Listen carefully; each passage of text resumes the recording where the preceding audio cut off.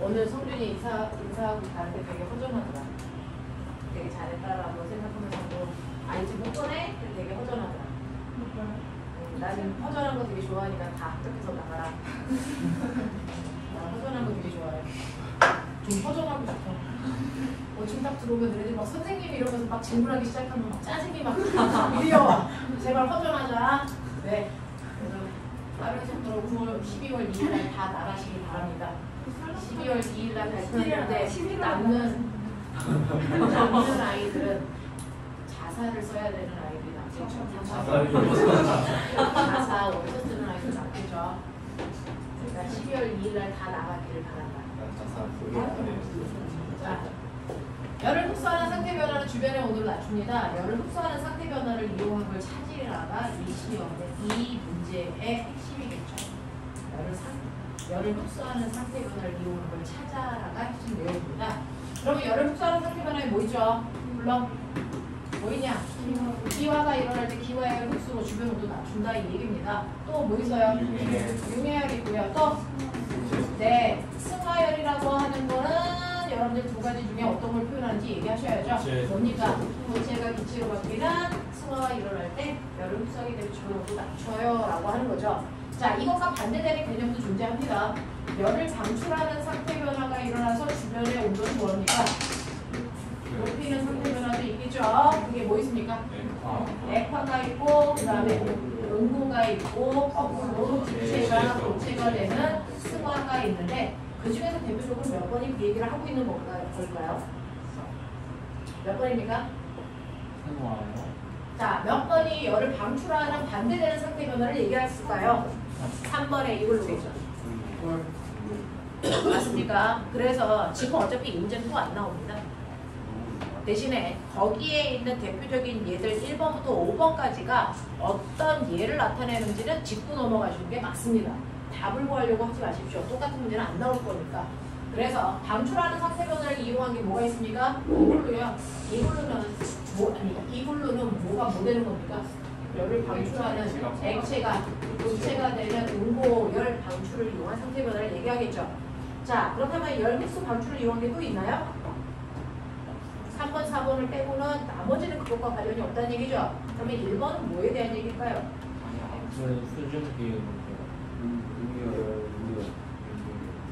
자, 추운 날 입김 밖으로 나왔어요 라고 하는데요. 자, 이때 여러분들이 날숨을 내쉬면 그 안에 뭐 들어있니? 네, 기체가 뭘로 바뀝니까? 액체로 바뀌죠. 기체가 액체로 바뀌는 상태의 변화가 뭡니까? 액화죠. 그래서 얘는 열을 방출하는 상태 변화네 라고 얘기하시면 되겠고요. 또는 우리가 가끔 가다가 송군 선생님이 늘 얘기하는 하하고 오의 차이. 그래서 네, 이런 것들. 근데 그게 약간 논란의 여지가 있더라고요. 자, 그 다음에 두 번째요. 단열. 이거 뭡니까? 네, 열의 출입을 막는 대표적인 뭐? 단열이죠. 얘는 열이 출입하는 형태고 열의 출입을 막겠다는 걸 단열이라고 합니다. 단열을 이용한 대표적인 도구를 우리가 뭘로 본다? 보온병으로 본다. 그러면 보온병은 단열하기 위해서 두 가지 구조로 되어 있죠. 그래서 열 이동 방법, 전도, 대류, 복사. 자, 전도와 대류는 막는 거죠. 이걸 막아서 밖으로 나가는 열을 차단하기 위해서 어떤 구조를 띱니까? 이중 구조를 띄죠. 됐어. 그래서 바깥쪽 통하고 안쪽 통에 아무것도 없는 진공 상태를 만드는 이유가요. 여기에 고체가 없기 때문에 전도 안 일어나게 하는 거예요. 여기에 액체도 넣지 않아서 대류가 일어나지도 않게 하는 겁니다. 됐어. 그래서 두 겹으로 만든 이유가 가운데를 벌려놓은 이유가 바로 전도와 대류를 막기 위해서다라고 하는 거예요. 그래서 여러분들도 이 구조가 집에 있죠. 뭡니까? 창이요. 이중창 구조 하시잖아요. 그래서 단열 잘 되라고 그렇게 하는 겁니다. 거기 안에는 공기. 네, 그래서 진공이 가장 좋고요. 그게 안 되면 공기 집어넣는 거예요. 됐냐? 네, 그래서 공기를 얼마나 포함하고 있느냐가 단열 효과를 나타내는 겁니다. 그래서 짐승들이 추운 곳에 살 때 털이 부실부실하죠. 털 자체도 보온 효과를 하지만 그 안에 공기가 들어있어서 보온 효과를 더 극대화시키는 겁니다. 그래서 이렇게 하면 돼요. 자, 그 다음에 복사. 복사가 잘 되게끔 안을 뭐 하는 겁니까? 운동을 하는 거죠. 됐어. 내 복사가 잘 일어나게끔 운동만 하는 겁니다. 그래서 열이 나갔다가도 다시 반사되는 툴. 됐어. 이렇게 해서 안에 운동만 하는 건 복사가 잘 일어나게 하는 거고 전도가 되면 막는 거고. 됐어. 이걸 이용한 게 공업병의 구조고. 알겠어? 이걸 우리가 단열이라고 하는 거고. 됐냐? 네. 그 다음에 뭐 있을까요? 5번이요. 끓고 있는 주전자의 뚜껑을 열어보면 주전자 뚜껑에 물방울이 맺힙니다. 라고 하는 거죠. 이렇게 우리가 안에 물을 끓여요. 그럼 당연히 여기서 뭐가 일어납니까? 기화가 일어나는데 상대적으로 뚜껑은 뭐합니까? 차갑죠? 그래서 이 차가운 뚜껑에 붙으면 기체가 다시 뭐가 됩니까? 액체가 돼서 그 액체가 뚝뚝뚝 떨어지는 걸 통해서 우리가 뭐 했더라? 술 마셔. 네. 그래서 우리가 탁주에서 청주 얻어내는 혼합물 분리 방식을 이걸로 했었습니다. 됐어? 중류법 됐습니까? 네, 이런 것들도 여러분들 좀 기억을 하셔야 되는데 과거 기출에서 과거나 영재에서 화학 파트에서 나오는 건 뭡니까? 양로. 혼합물 분리. 되게 유명합니다. 그걸 벗어나기가 좀 힘들어요. 물계산을 잘 넣으면 안 되라서. 네, 혼합물 분리 파트가 많이 나와서 가끔 가다가 나오는 거니까 기억을 좀 해놔 주시면 되겠죠. 그래서 보면은 1번 문제는 쉬운 문제가 아니고요. 이렇게 문제가 나오면 아무리 쉬워도 그 안에 있는 원리 각각 옆에다가 다 분석해서 봐라. 책 한 권으로요. 공부 10권처럼 하시는 방법이에요. 그리고 지금은 문제 분석하는 거지 문제를 푸는 게 아니에요. 그래서 문제를 풀려고 하지 말고요. 문제를 분석하려고 하십시오. 자, 그 다음에 2번 가죠. 설마 옆에다가 하나도 안 써주는 거야? 그럽니다. 설마 머리 열려있네? 내 끓이 봐? 어? 혼합을 분리해볼까? 맨날 미라 만들 때 코스. 자, 네 맞아요. 자, 두 번째 보시면 이제 여러분들이 알고 있는 물과 얼음입니다. 자소서를 쓰는데요. 물의 밀도를 얼마로 합니까? 1로 하는 건 더럽게 무식한 짓이죠. 측정해야 되나? 자, 물의 밀도가 1이다라고 해놓고 자소서를 쓰는 건 과거갈 자격이 없는 거 아닙니까? 물의 밀도가 1입니까? 그냥 퍼지기 시작합니다. 그래서 요번에 어제 하루 갔다가 간 아이가 있어요. 조준서라고 하는 분에 어제 이제 합격해서 오늘부터 안 오는 친구가 있는데 그 친구도 물의 밀도가 1이지 않을까라는 생각을 해서 뒤통수 열었다고 해요. 내가 보면 물의 밀도가 1이 아니네. 그걸 측정을 하기 시작해서 이제 실험을 끌고 가는 그런 내용을 했어요. 물부터 밀도를 측정해보겠다. 그래서 내가 사용하는 물이 어차피 순수한 물도 아니고 사도도 아니니 이 물의 밀도가 얼마인지 계산해보겠다. 여기부터 시작해서 부력을 측정하는 실험을 했어요. 괜찮은 생각이죠. 네, 그래서 되게 심플하게 잘 자소서를 써놓고 합격을 해서 쓸 수 없는 자소서가 된 거죠. 그래서 아직 자소서 못 쓴 사람은 보시면 그 자소서를 팔겠습니다. 얼마부터 경매 붙이자. 100부터 시작하자. 100원이요? 이제 아무도 안 잡혀. 100원. 자, 그래서 예쁘게 써놓고 어제 새벽까지 저하고 첨삭하고 오늘 합격해서 안 왔어. 그럴 거면 첨삭을 받지 말고.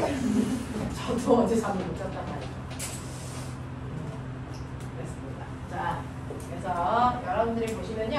물의 밀도는 여러분들 1이 아니고요.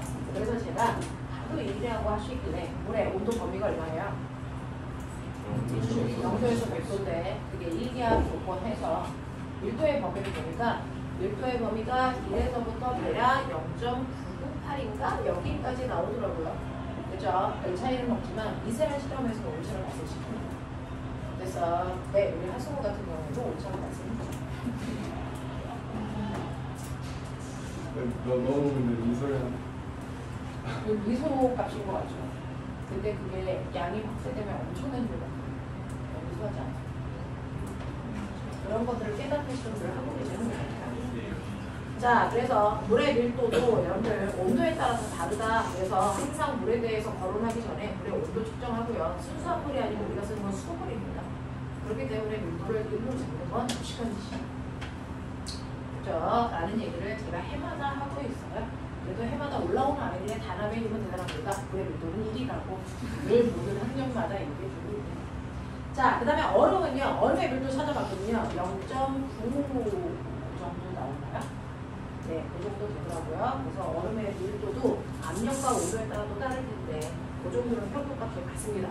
그렇다면 결국은 우리가 얼음의 밀도를 0.9 물의 밀도는 아무리 작아도 1부터 얼마까지 0.98 뭐 정도까지 다룰 수 있다면 무슨 일이 있어도 여러분들은 얼음을 물 밑에 가라앉힐 수 없다는 게 걸려요. 근데 영하 270도의 얼음이라면 얘기가 그렇죠. 달라졌습니다. 그런 얘기는 혼자 하시면 돼요. 자, 그래서 우리가 알고 있는 범위 안에서 얼음을 가라앉힌다는 건 불가능하다는 거죠. 근데 가라앉히라고 하는 건 또 다른 방법을 생각해 보라는 얘기예요. 그래서 저는 이게 순수한 물이 아니고 다른 형태로 조작할 수 있는 방법을 생각해 봐라 라고 하는 수밖에 없죠. 순수한 물을 한다는 건 있을 수 없지만 극단적으로 몇백 기압 여기까지 끄는 거자는 있을 수 없잖아요. 그래서 순수한 물이 아닌 상태로 생각해 보자 라는 의도로 낸 문제로 해석할 수밖에 없다. 제가 이거 설명해봐. 네, 설명하세요. 너의 방법을. 그 얼음을 물에 가라앉히려면 얼음이 물보다 밀도가 더 높아야 되는 거. 이제 얼음의 밀도를 높이기 위해서 얼음이 압력을 엄청나게 많이 주거나 아니면 물의 압력을 낮추는 거. 그리고 얼음에다 밀도를 높이기 위해서 얼음을 만들 때 물에다가 소금을 쳐가지고 밀도를 높일 수도 있어요. 아니면 중력의 방향을 반대로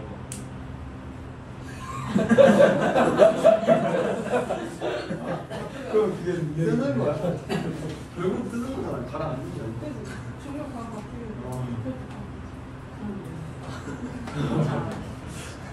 중력 방향을 바꿔보자. 동찬 데스. 너의 방법 얘기해. 수업에 참여를 해야 잠이 안 오겠죠. 비싼 돈 냈는데. 하세요. 어머님한테 영상 전송하기 전에 빨리 얘기하세요. 2번, 너의 방법.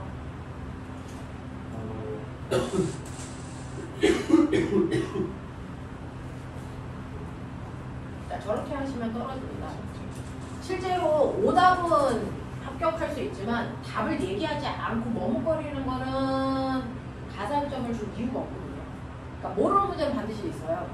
여러분들이 아시는 것처럼 세종과거하고 한성과거 똑같은 문제를 내는데 문제 시험 보러 가기 이전에 선생님들이 외출이 안 되는 상태로 2주 동안 문제를 만드신다 그러니 기분 좋겠어 나쁘겠어? 그래서 연락 들었겠지. 그러니까 예쁜 문제 내겠어 안 내겠어? 안 내겠지. 이 새끼들 당해봐라 이런 문제 내겠지. 그러니까 보도 듣도 못한 문제를 만들려고 노력하시니까 가면 보도 듣도 못한 문제가 나오겠죠. 일상생활과 연결돼.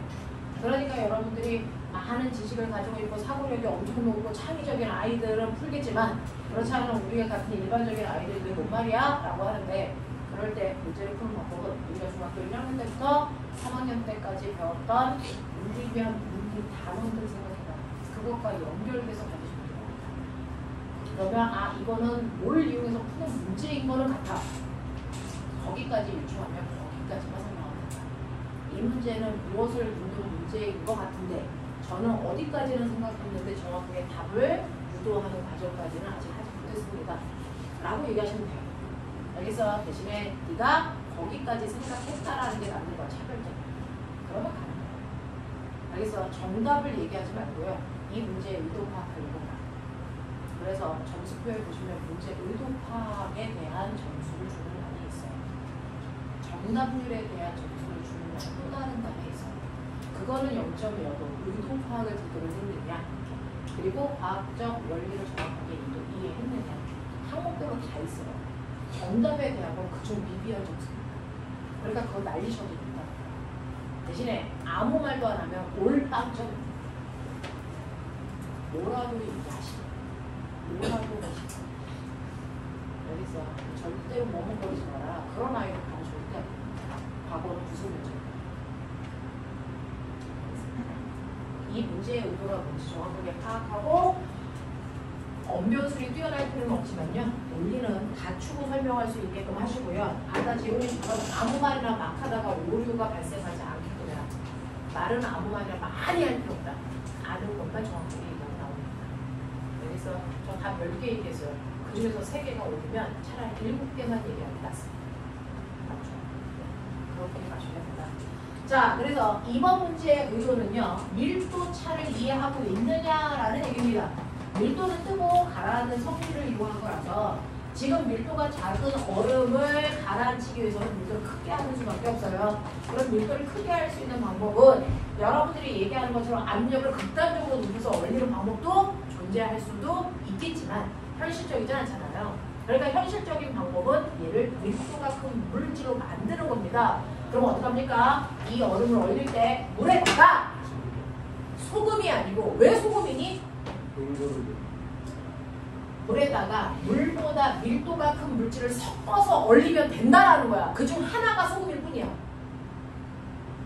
알겠어? 물에다가 물보다 밀도가 큰 물질을 혼합해서 얼리면 돼. 그게 소금이든 설탕이든 상관이 없잖아. 꼭 소금이어야 되는 거야? 아닌 거야. 또는요. 얘의 밀도를 높이는 방법도 있지만 거꾸로 얘의 밀도를 뭐하는 방법도 존재하겠니? 낮추는 방법. 그래서 이 둘을 비교해서 설명하셔야죠. 됐어. 물은 가만 놔두고 얼음을 가라앉히는 방법도 있고요.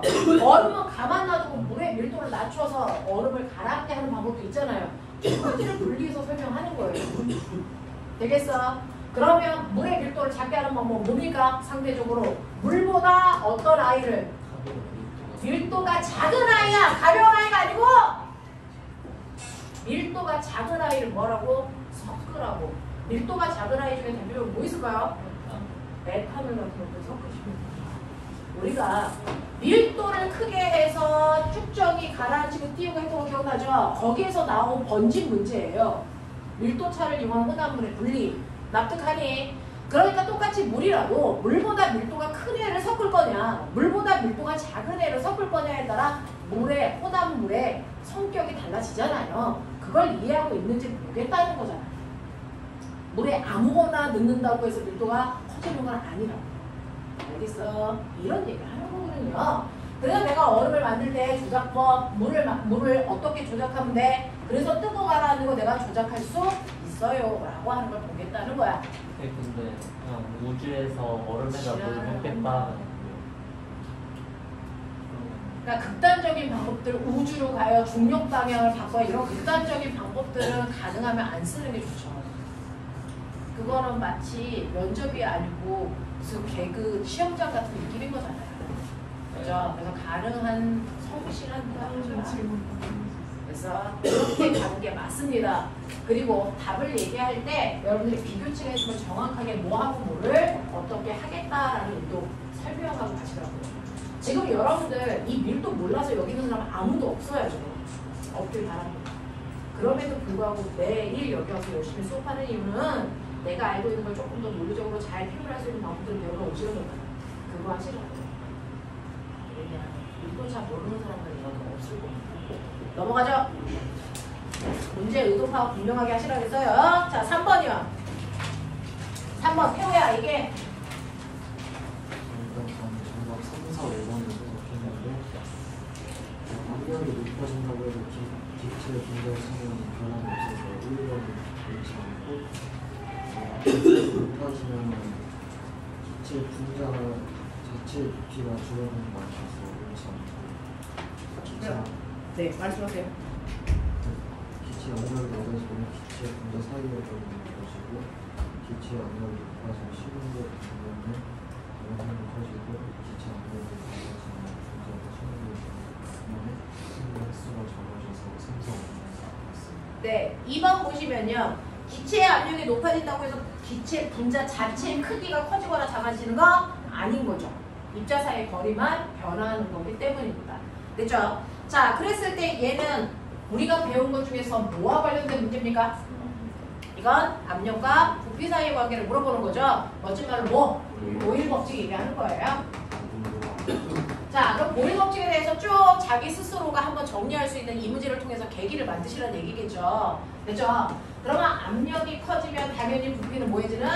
작아지는 거짓말. 자, 그러면 항상 압력을 높이면 부피와 반비례 관계가 같습니까?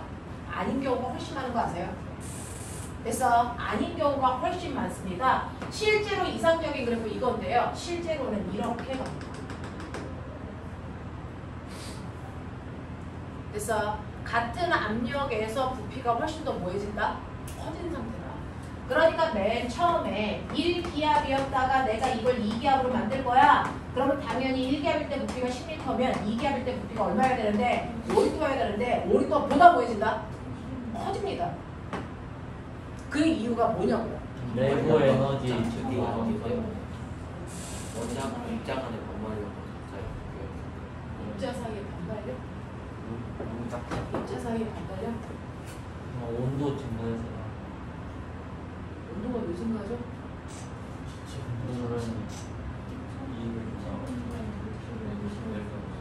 거기에서 보시면 그림 첫 번째 그림에서 두 번째 그림으로 갈 때 압력을 크게 한 거죠, 순간.